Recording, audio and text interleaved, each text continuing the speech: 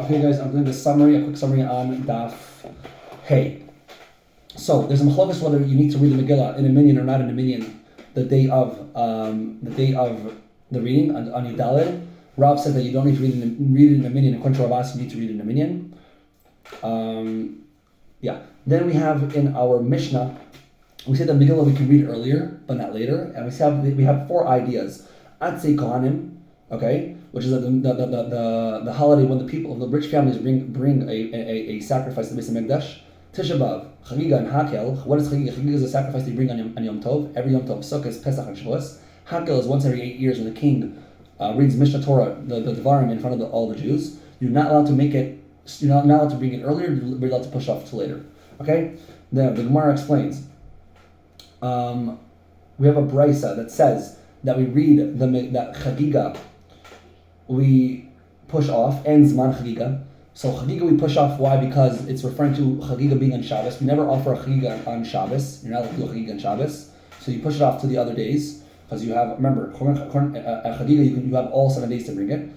Then Zman Chagiga either means Olas Re'iyah, and that's basically referring to Beis Shammai. That Beis Shammai said that you can't do an Olas Re'iyah on Yom Tov. Second opinion says Rava. That was Rav Shaya. Rava says that. And all that Zman Chagiga is referring to the Chagiga itself, that you have all 7 days, but you can't bring it past those 7 days. And the third explanation was Rav Ashi, that Zman Chagiga means that you have, even on Shavuos, when there's only 1 day of Chag, and there's no Chol Hamoed, you still have all 7 days.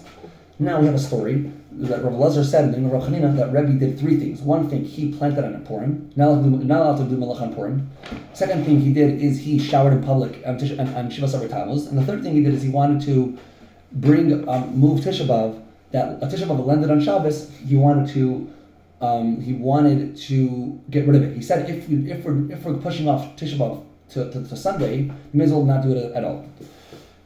So the Gemara asked, how is it that Rebbe did Melacha on Purim? How could he do such a thing? The Gemara says that Rebbe lived in a city where it was Tetvav, and that's why he did it, and he did this Melacha on Yudalid. The Gemara asks, but Tachles, even if you do it on Yudalid, still the people of, usually most people are machmir not to do Melacha on Purim. So how did he do Melacha on Purim? He should have respected the people. The Gemara brings 2 answers. Answer number 1 is that he did that in his area people didn't care to do Melacha on Purim. Answer number 2 is that he did a netiyah shel simcha. He planted a planting of happiness. The whole avera doing Melacha on Purim is Melacha that's negative. That's like work oriented, but happiness oriented you're allowed to do.